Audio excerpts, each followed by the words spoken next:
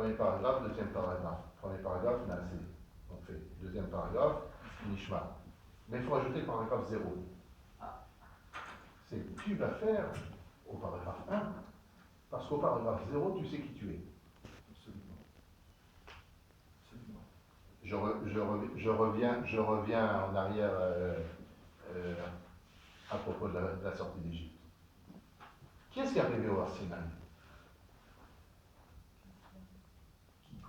Qui est-ce qui est arrivé?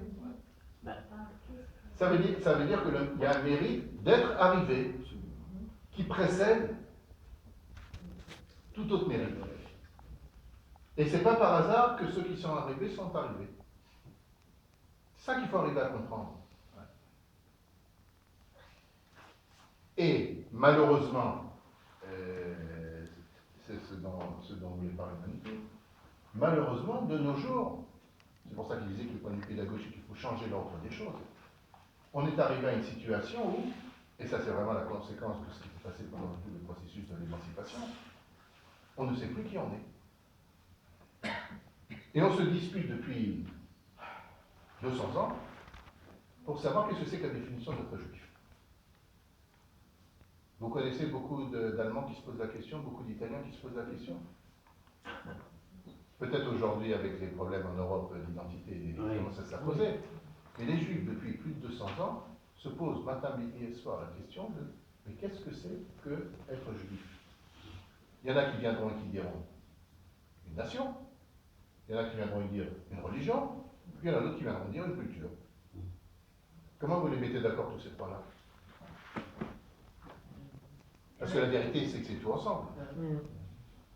Mais l'émancipation a eu pour conséquence de faire éclater ce qui était évident avant, et non seulement de le faire éclater, mais de nous faire adopter des catégories de pensée qui n'ont rien à voir avec la Torah.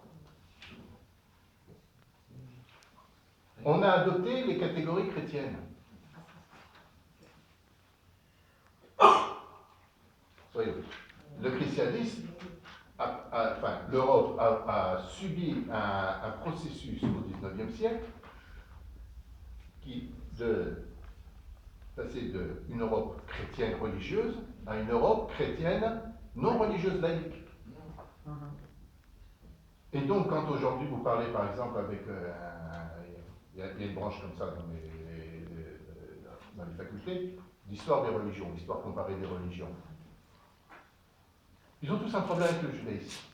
Et un autre avec l'islam d'ailleurs. Mais parce que c'est lié à l'islam. Ça rentre dans aucune des catégories.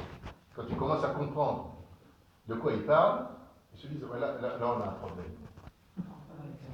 Ça n'empêche qu'ils veulent absolument qu'on se catégorise suivant leur catégorie. Le référentiel. Exactement. Et c'est de ce que parle le Rav Kook. Le Rav Kook a écrit un texte très important, un des plus faciles à lire sur Rav Kook. Le Rav Kook, c'est très difficile à lire. Il a un hébreu poétique comme ça, c'est voulu. Mais il a écrit un texte qui s'appelle les Ma'alach HaIdeot. Ma'alach HaIdeot. J'ai dit que c'était très facile. La marche des idées d'Israël, en Israël. Où il explique que la Torah parle de deux choses essentielles.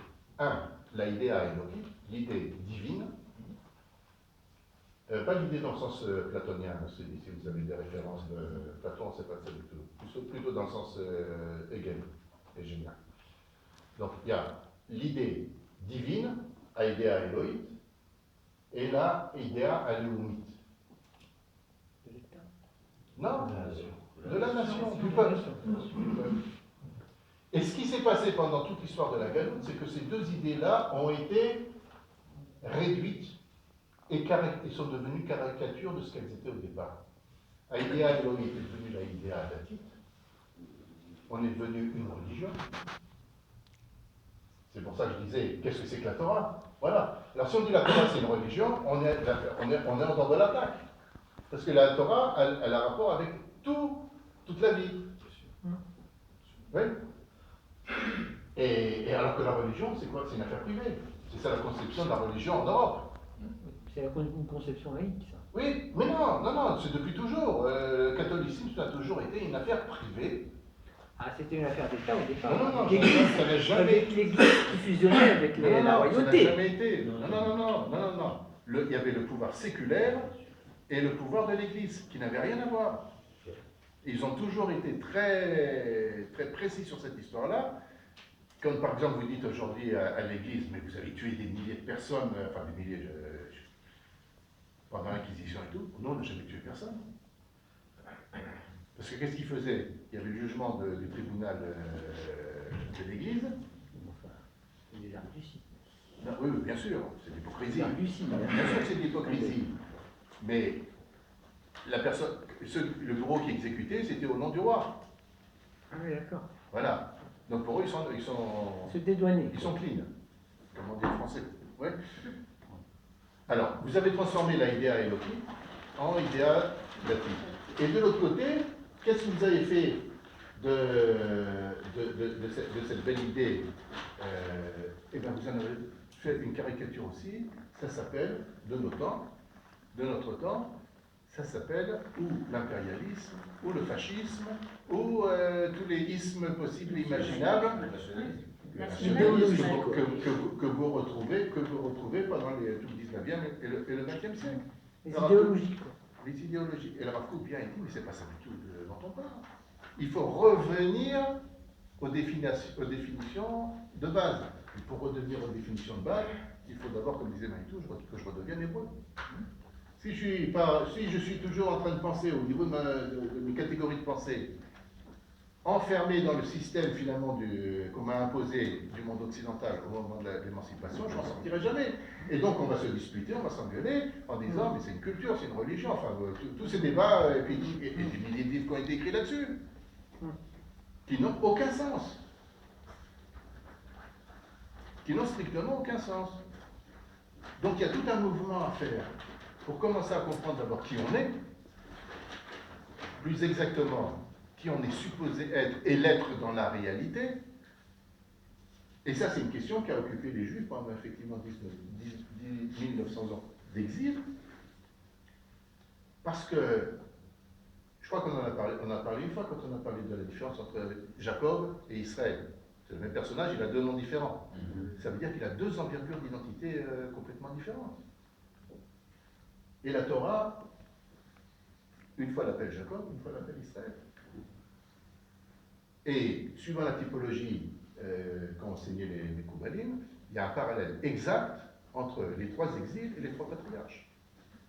Abraham, l'Égypte, Isaac, Babel, Rome, le monde chrétien occidental, qui succède à Rome, Yaakov. Mais Yaakov doit décider c'est qui veut être. Quand il rencontre son frère Ésaü, il doit décider. En tant que quoi je le rencontre? En tant que qui? Est-ce que je le rencontre en tant que... Non, frère, c'est sûr. Mais en tant qu'Israël ou en tant que Jacob? C'est pas du tout la même chose. Parce que si je dis je suis Jacob, il peut dire moi je suis Israël. Ils sont jumeaux. Ah oui. Donc notre mérite, et il est colossal, c'est que pendant 1900 ans, on a vécu à l'ombre de quelqu'un qui se prétendait être nous, et finalement, qu'est-ce qu'on lui a dit il y a à peu près 200 ans? On lui a dit, tu t'es trompé, nous c'est nous. Même à l'ombre de deux, quand même. Oui, oui, mais c'est la même chose, l'autre il a un problème avec nous, c'est pas grave. Vous savez que